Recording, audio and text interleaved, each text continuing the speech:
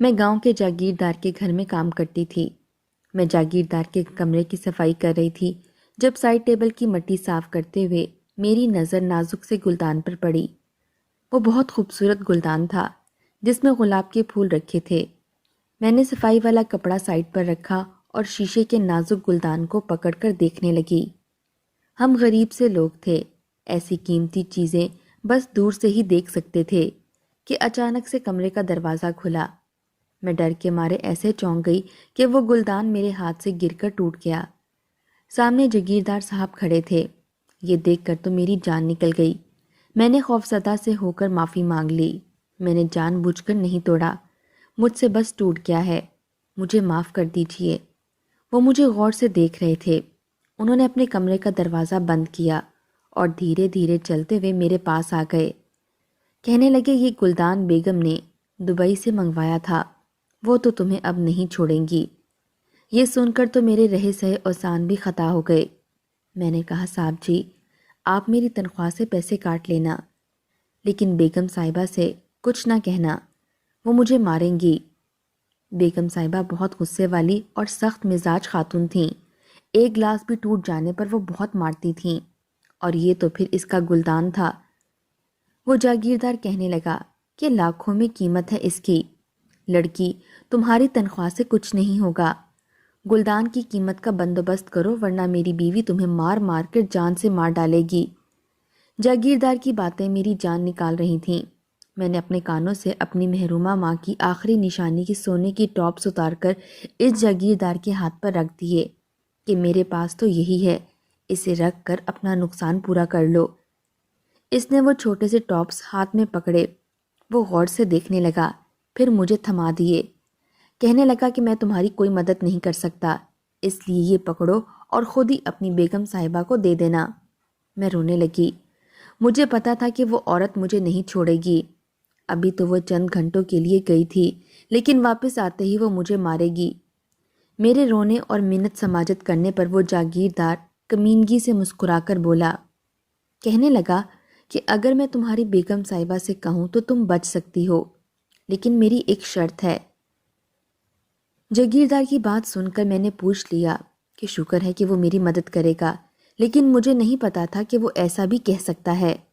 شرط سن کر میرے ہوش اڑ گئے۔ میں نے اسے دیکھا۔ میں نے کہا کہ تمہیں شرم نہیں آتی، تمہاری بیٹی سے بھی چھوٹی ہوں۔ وہ مجھ سے گناہ کرنے کا کہہ رہا تھا۔ میری بات سن کر اس کو مجھ پر تاؤ آنے لگا۔ کہنے لگا، بکواس مت کرو، میری بیٹی کا نام دوبارہ مت لینا، دیکھو ورنہ تمہارا کیا حشر کرتا ہوں۔ وہ جاگیردار کی بیٹی ہے اور تم کمینے اور شرابی باپ کی بیٹی ہو۔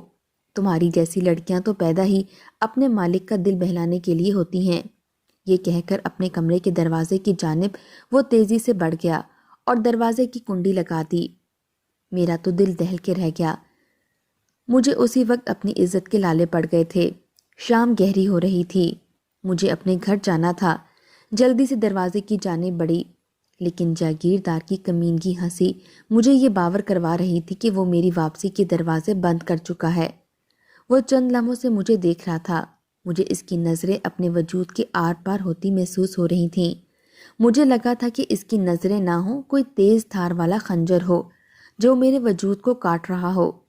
میں نے کہا، میں بیگم صاحبہ کی مار کھا لوں گی لیکن گناہ نہیں کروں گی، میرا راستہ چھوڑ دو۔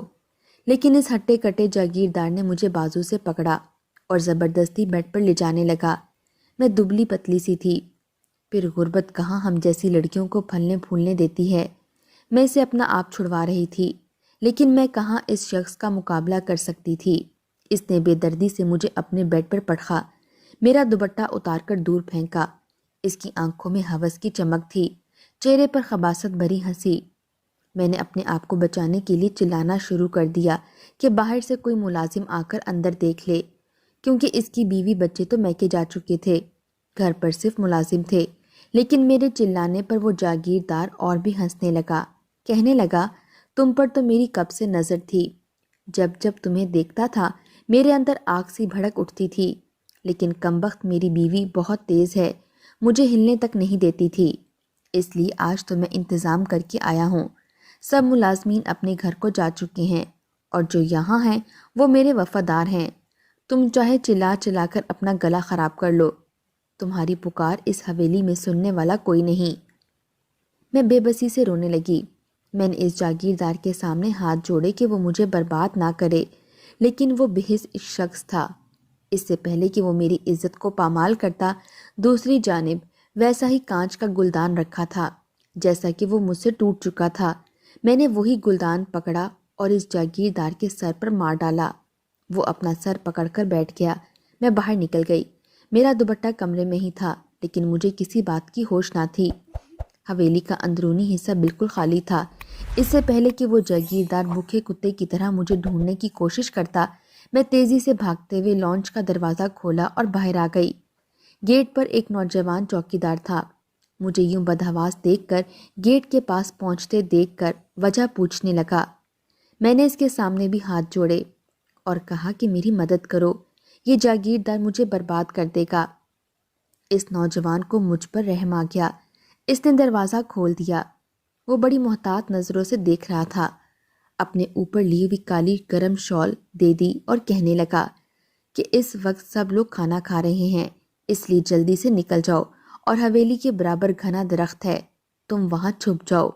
اگر بھاگو گی تو پکڑی جاؤ گی۔ میری ڈیوٹی ختم ہونے والی ہے۔ جیسے میں یہاں سے نکلوں گا تو میں باحفاظت تمہارے گھر پہنچا دوں گا۔ اس نے مجھ سے جلد بازی اور آہستہ سے کہا۔ میں فوراً سے اس دروازے سے باہر نکلی تھی۔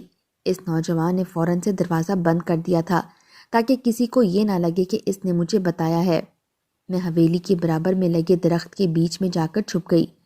کچھ دیر بعد ہی مجھے اس جاگیردار کی آوازیں سنائی دیں۔ وہ شاید چوکیدار نوجوان سے میرے ہی بارے میں پوچھ رہا تھا، لیکن وہ کہنے لگا، میں نے تو یہاں کسی لڑکی کو آتے نہیں دیکھا۔ پھر حویلی کا بڑا گیٹ کھولا۔ ایک کار نکلی جس میں وہ جاگیردار بیٹھا تھا۔ وہ نوجوان اس جاگیردار کی گاڑی کے پاس جا کر پوچھنے لگا، صاحب جی، میں جا رہا ہوں، مجھے ابھی چھٹی چاہیے۔ اس نوجوان نے جاگیردار سے اجازت مانگی۔ اس وقت وہ جاگیردار شاید مجھے ڈھونڈنے میں تھا، اس لیے کہنے لگا، تم جاؤ، لیکن پہلے کوارٹر سے پرانے چوکیدار کو کہو کہ وہ مین گیٹ پر ڈیوٹی دے۔ وہ نوجوان اسبات میں سر ہلانے لگا۔ اس کے جاتے ہی میں نے سکھ کا سانس لیا۔ کچھ ہی دیر میں وہ نوجوان باہر آیا۔ میرے پاس پہنچ کر کہنے لگا، لڑکی، اب تم خطرے سے باہر ہو، باہر نکل آؤ۔ میں باہر آ گئی۔ میں نے اسے تشکر بھری نگاہ سے دیکھا۔ وہ مجھے کہنے لگا کہ شال سے اپنا چہرہ چھپا لو۔ میں نے جلدی سے اپنا چہرہ چھپا لیا۔ وہ مجھے جنگل کی جانب لے گیا۔ مجھے نہ جانے کیوں خوف سا ہوا کہ کہیں یہ شخص بھی مجھے جنگل میں لے جا کر برباد نہ کر دے۔ میں نے کہا، تم مجھے سڑک کے راستے سے میرے گھر چھوڑ دو۔ میری بات سن کر وہ کہنے لگا کہ تم کیا سمجھتی ہو، وہ جاگیردار تمہاری جان چھوڑ دے گا؟ وہ تمہیں سڑکوں پر ہی ڈھونڈے گا۔ اگر میں تمہیں یہاں سے لے کر جاؤں گا تو تمہارے ساتھ ساتھ میں بھی پھنس جاؤں گا۔ اس نوجوان کی بات تو ٹھیک تھی، لیکن اپنی جگہ میں کیا کرتی؟ ابھی ابھی ایک مرد کی ہوس شدہ نظروں کو دیکھ کر آئی تھی، بامشکل اس کے ناپاک ارادوں سے بچ کر آئی تھی، پھر کیسے کسی دوسرے مرد پر بھروسہ کرتی؟ میں اس وقت اس شش و پنج میں مبتلا تھی کہ کروں تو کیا کروں۔ وہ نوجوان شاید میری پریشانی سمجھ گیا تھا۔ کہنے لگا، تمہیں اپنی چادر دی ہے، چادر ہماری غیرت ہوتی ہے، بے فکر رہو، تمہیں باحفاظت تمہارے گھر پہنچا دوں گا۔ یہ کہہ کر وہ جنگل کی طرف چلا گیا۔ مجھے اس کی بات سن کر کچھ تسلی سی ہوئی۔ میں اس کے پیچھے لپکی تھی۔ وہ تیز قدموں سے چل رہا تھا۔ ایک مرد تھا۔ اس کی رفتار کے ساتھ میں چاہ کر بھی مقابلہ نہیں کر پا رہی تھی۔ ابھی 10 منٹ ہی ہوئے تھے کہ میں ہانپ چکی تھی، یعنی پھولے ہوئے سانس سے اسے پکارا کہ کچھ آہستہ چلو، میں اتنا تیز نہیں چل سکتی۔ میری بات سن کر اس نے پیچھے پلٹ کر مجھے دیکھا اور پھر کہنے لگا کہ ابھی کچھ ہی دیر میں جاگیردار اور اس کے وفادار ملازم اور کتے تمہیں جنگل میں ڈھونڈنے آئیں گے۔ اگر تمہیں چہل قدمی ہی کرنی ہے تو کرتی رہو، جاگیردار کے کتوں کا نوالا بنو، میرا کیا ہے۔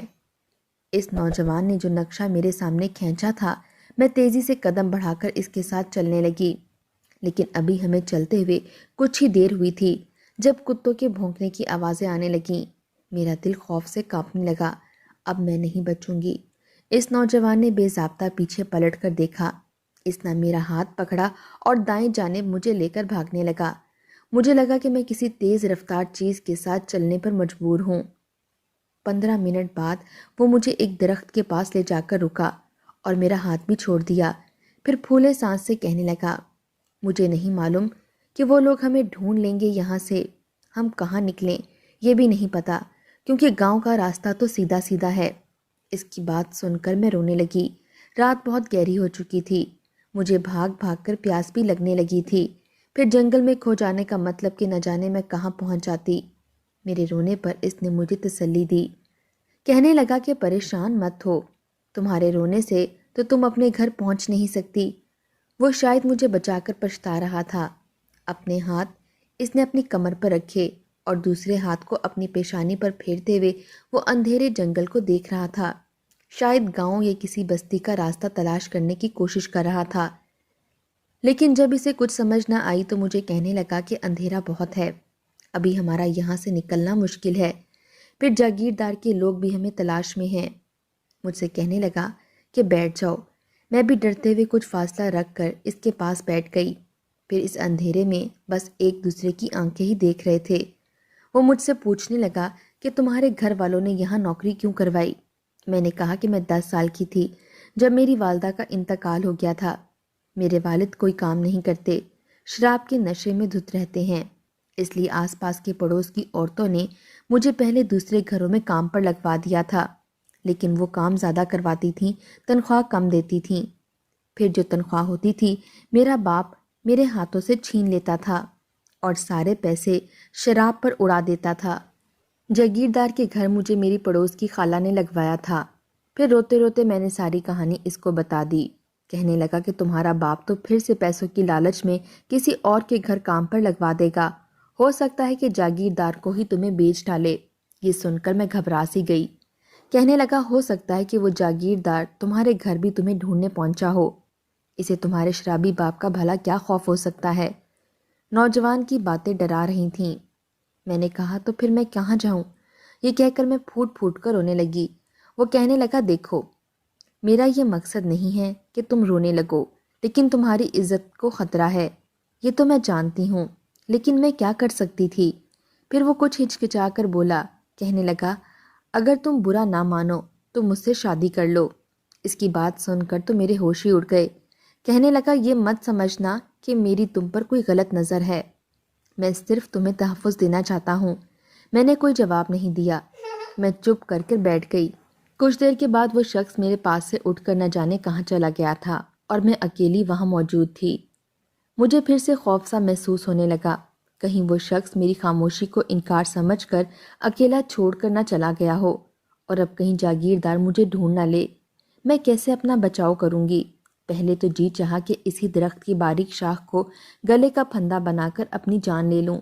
جو میرا محرم تھا وہ میری عزت کا محافظ تھا، وہ تو شراب کے نشے میں رہتا تھا، میں کسی کھلی تجوری کی مانند تھی۔ میں خوف کے مارے اپنے گھٹنوں میں منہ چھپا کر رونے لگی۔ آدھے گھنٹے بعد مجھے اپنے پاس کسی کے پیروں کی آواز سنائی دی۔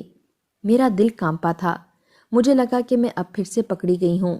مجھے اپنا بھیانک انجام سامنے دکھائی دے رہا تھا۔ میں نے ڈرتے ہوئے جب اپنا چہرہ اوپر کیا تو میرے اوپر کا سانس اوپر ہی رہ گیا۔ میرے سامنے وہی نوجوان لڑکا کھڑا تھا، لیکن اس کے ہاتھوں میں شاخیں تھیں جن پر انگور لگے ہوئے تھے۔ وہ دوبارہ سے فاصلہ رکھ کر میرے پاس آ کر بیٹھ گیا، مجھے ان شاخوں سے انگور توڑ کر دینے لگا۔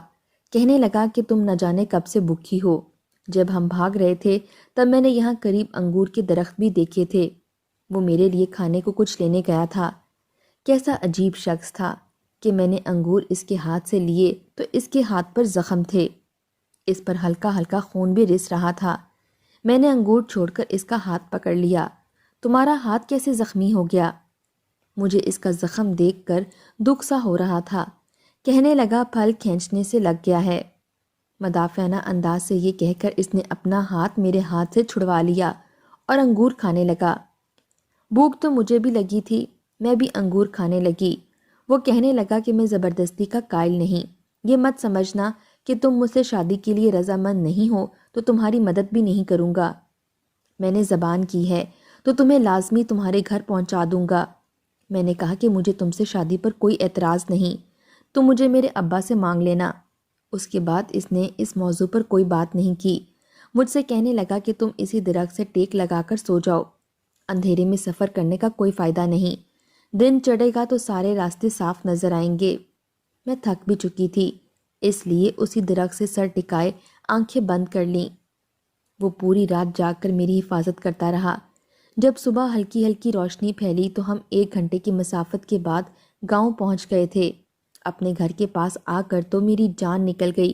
میرے گھر کا دروازہ کھلا ہوا تھا، اندر میرا باپ چارپائی سے نیچے گرا ہوا تھا، گھر کا سارا سامان الٹ پلٹ تھا۔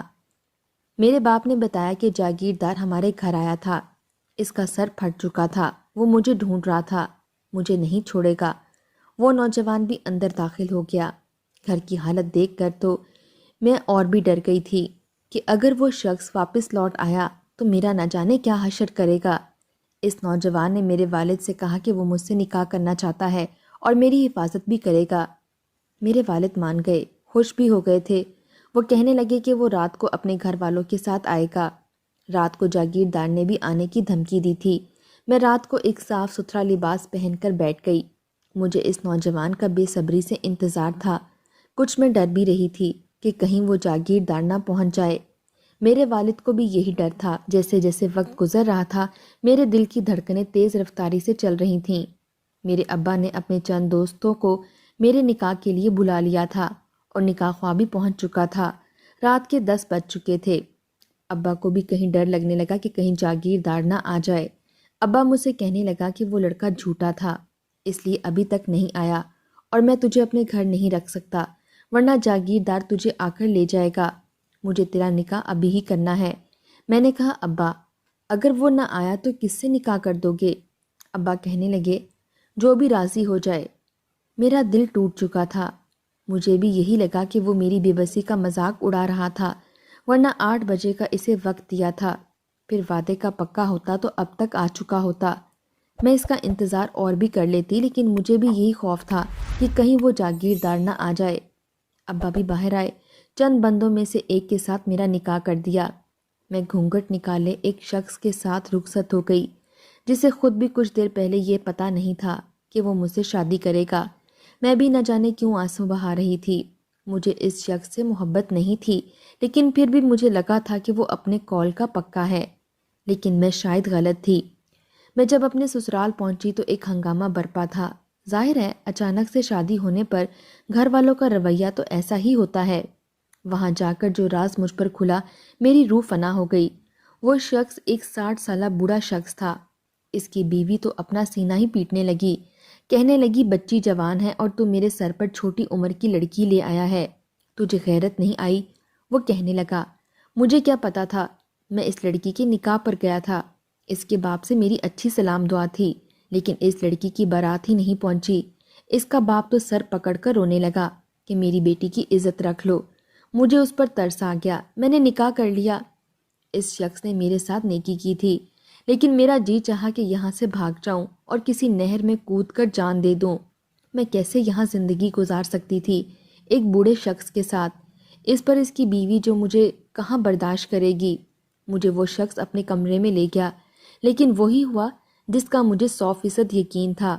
اس شخص کی بیوی کمرے میں آ گئی، کہنے لگی تم نے اس لڑکی کو سہارا دینے کے لیے شادی کی تھی، بس اب اٹھو اور اپنے کمرے سے باہر نکلو، اس کے ساتھ رہنے کی کوئی ضرورت نہیں ہے۔ عورت اس شخص کو ہاتھ سے پکڑ کر باہر لے گئی۔